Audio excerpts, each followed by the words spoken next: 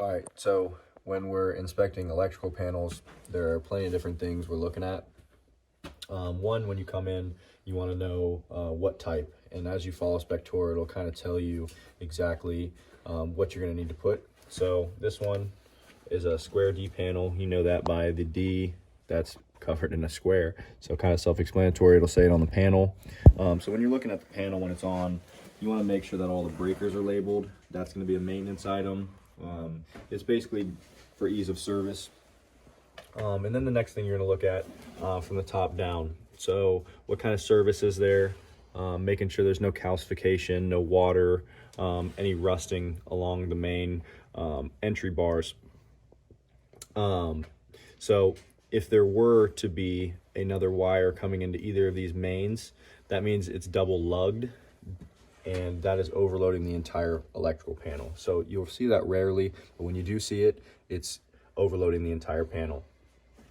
So also what you want to do is look up towards the top and see what kind of wiring is coming into this panel. So here you got the grounded new Romex. So wiring is called Romex.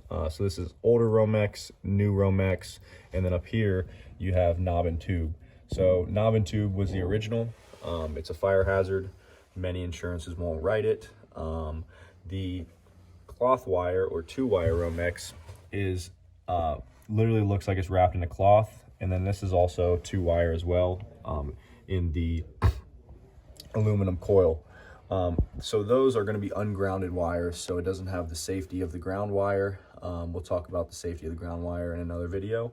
But understanding how to identify those, especially with 2-prong outlets and things like that, and being able to portray it to the client.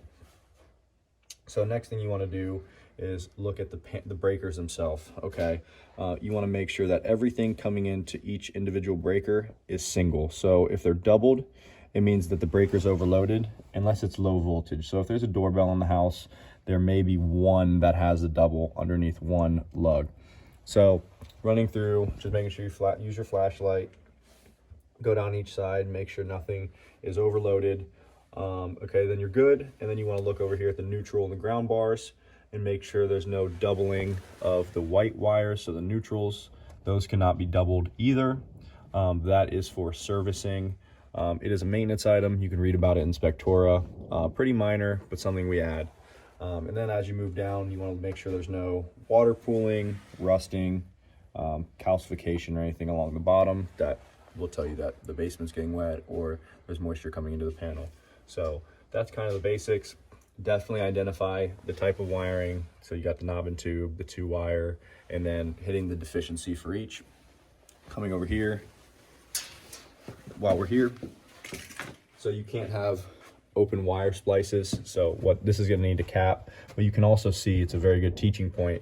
So you have 2-wire Romex here coming in one side of this junction box, and then they got new Romex coming in. So that's an important point. Of people will say, hey, we put in new wiring in this house, but hey, they might be put into the panel, and then they take it right to a J box, whether it's right here or upstairs, and tying it into either 2-wire Romex or knob and tube, essentially making this new wiring. Once it hits the J box, it turns into old wiring. It's no longer new. So that is an important thing to hit and understand.